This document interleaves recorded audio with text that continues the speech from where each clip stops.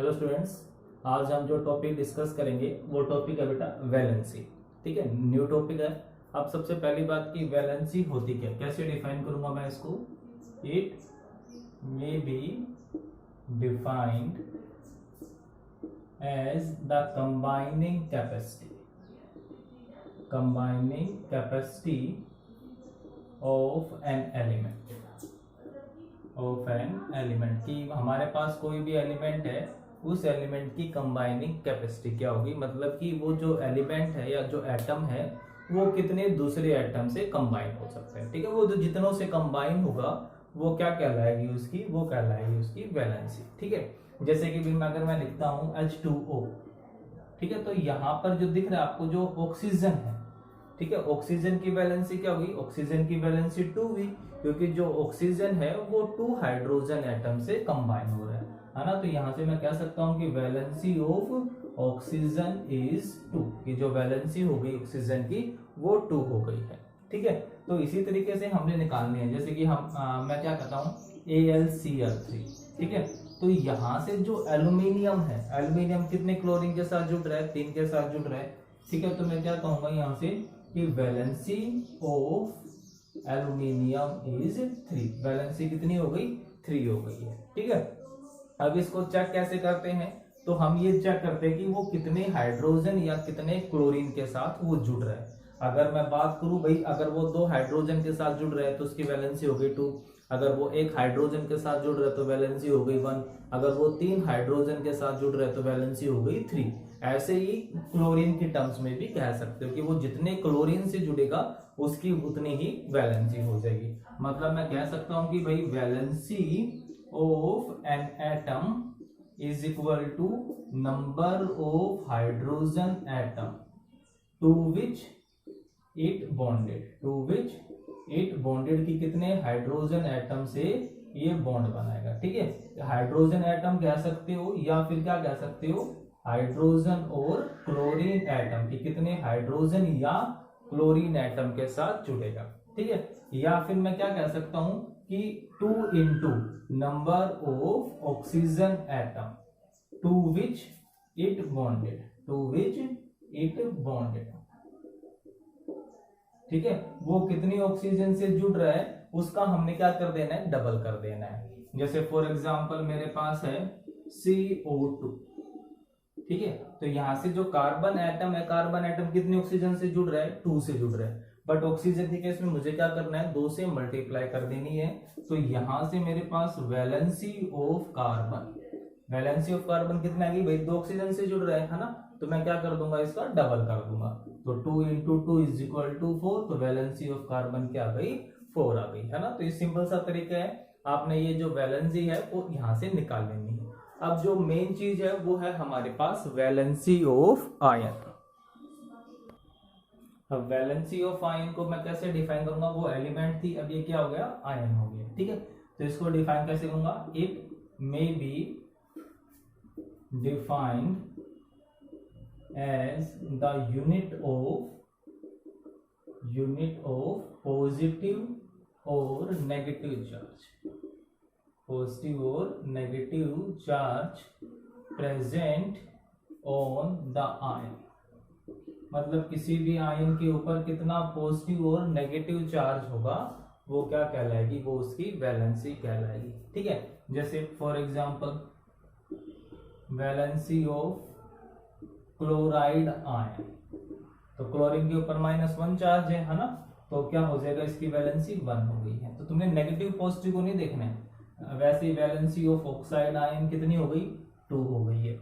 Valency of ammonium ion कितनी हो गई है, 1 हो गई है। ठीक है, तो जितना भी पॉजिटिव या नेगेटिव चार्ज है उसकी वैल्यू हमने ले लेनी है, वो क्या हो जाएगी, उसकी वैलेंसी हो जाएगी। समझ में आ गया ना। तो मतलब कि वो कितने इलेक्ट्रॉन लॉस या गेन करेगा वो कहलाएगी उसकी वैलेंसी।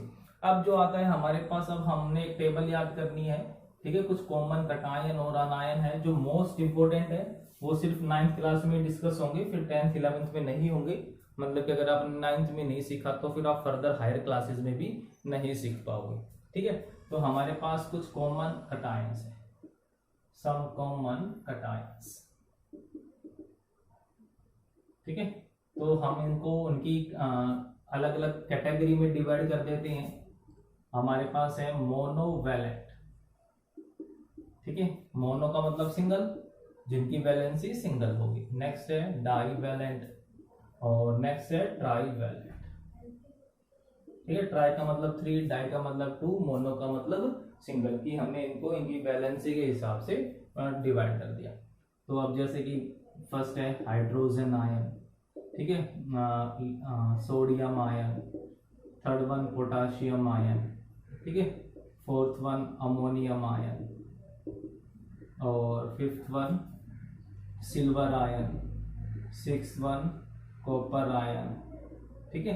तो ये सब है हमारे पास 7 वन गोल्ड आयन, ठीक है। ये कौन हो गया, ये जो लास्ट वाला तुम्हें दिख रहा है ये कौन है, ये गोल्ड का आयन हो गया, ठीक है। तो इस तरीके से ये सारे के सारे कौन होंगे, मोनोवैलेंट। अब ऐसे डाईवैलेंट की बात करूं तो मेरे पास डाईवैलेंट में कौन कौन आते हैं, जैसे कि magnesium 2 positive ion, calcium 2 positive ion, strontium 2 positive ion, barium 2 positive ion, ठीक है। और है हमारे पास जैसे कॉपर, ठीक है, कॉपर +1 भी शो करता है और 2+ भी शो करता है। Copper 2 positive ion, iron 2 positive ion, ठीक है, और कोबाल्ट 2 पॉजिटिव, निकल 2 पॉजिटिव, ठीक है। ये इस तरीके से आपने याद करने हैं। और भी आते हैं जिंक 2 पॉजिटिव। तो ये कौन हो गए हमारे पास, डाईवैलेंट कटायन हो गए, जिनके ऊपर 2 पॉजिटिव चार्ज है। ये दिखाई नहीं दे रहा आपको, ठीक है, तो उसको थोड़ा छोटा लिख देता हूँ। कोबाल्ट 2 पॉजिटिव, निकल 2 पॉजिटिव और जिंक 2 पॉजिटिव, ठीक है। तो ये सब क्या हो गए, डाईवैलेंट हो गए। इसी तरीके से ट्राईवैलेंट है, जिनके ऊपर 3 पॉजिटिव चार्ज है, लाइक एल्यूमिनियम 3 पॉजिटिव आए, ठीक है। और हमारे पास है गोल्ड 3 पॉजिटिव, ठीक है, ऐसे ही आयरन 3 पॉजिटिव, ठीक है। तो ये जो हो गई, ये हमारे पास कौन से आ गई, जिनके ऊपर 3 पॉजिटिव चार्ज होगा। और भी लिख सकते हो, लाइक क्रोमियम 3 पॉजिटिव, ठीक है। तो ये हमारे पास कुछ कॉमन कटायंस हो गए, ये इनके ऊपर चार्जेस हो गए। तो ये चार्जेस आपने ध्यान में रखना है, ठीक है। ये चार्जेस क्या रखोगे, आप ध्यान रखोगे। ये हमारे पास, ठीक है, कुछ एक आयंस हो गए हैं। अगर आप नाम नहीं पता तो एक बार नाम सुन सकते हैं इनके। ये कौन हो गया, hydrogen ion, sodium ion, potassium ion, ammonium NH4, ठीक है, silver ion, copper ion, gold ion, Au। Gold का क्या होता है, Au, ठीक है। इसको आप ऐसे भी लिख सकते हो इनको, कि भाई कॉपर है ना, तो आपको ऐसे लिखा हुआ मिलेगा, कॉपर +1।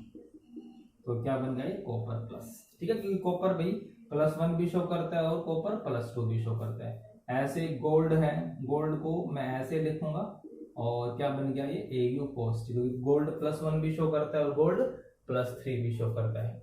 ये हो गया magnesium ion, calcium, strontium, barium, ठीक है। तो इसको मैं क्या लिखूं, कॉपर 2 पॉजिटिव है, इसको आप ऐसे भी शो कर सकते हो, ठीक है। आयरन 2 पॉजिटिव है, तो मैं क्या लिखूंगा इसको, आयरन 2 पॉजिटिव। कोबाल्ट, निकल और जिंक आयन। यहाँ पर एल्यूमिनियम आयन हो गया, गोल्ड फिर से, ठीक है, +1 भी शो करता है और +3 भी। तो भाई अगर मैं सिंपल गोल्ड तो लिखूंगा नहीं, फिर तो कंफ्यूजन हो जाएगी ना, भाई गोल्ड 1 है कि गोल्ड 3 है। तो हम इस तरीके से लिख देते हैं ब्रैकेट में, रोमन में, तो पता चल जाएगा कि गोल्ड 3 पॉजिटिव की बात कर रहा है। ऐसे आयरन की बात करूंगा तो उसके ब्रैकेट में लिख दूंगा, भाई आयरन कौन हो गया, ये 3 पॉजिटिव वाला हो गया। तो ये आ जाएगा हमारे पास 3 पॉजिटिव, ठीक है।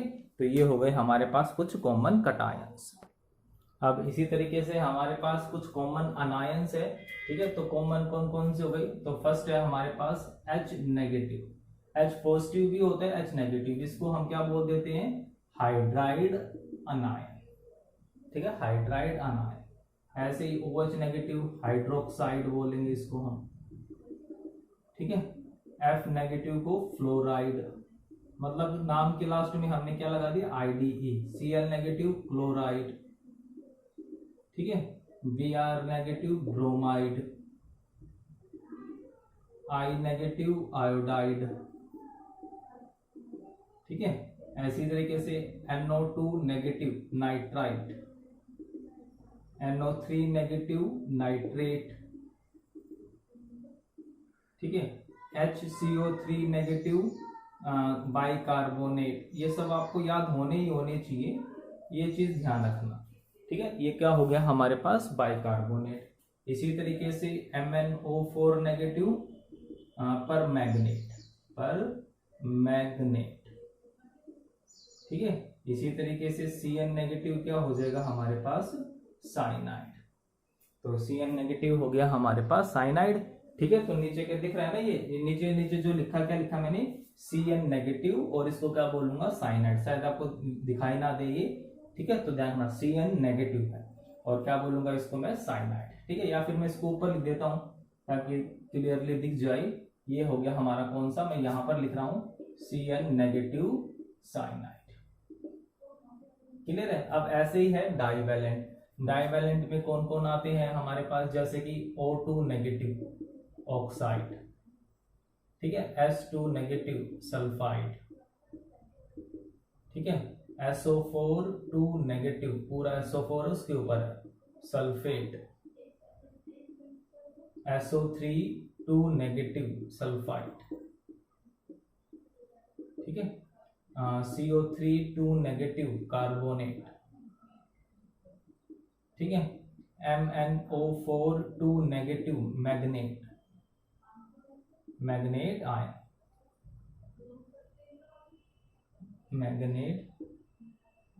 मैग्नेट आयन, ठीक है, C2O4 2 नेगेटिव ऑक्सैलेट।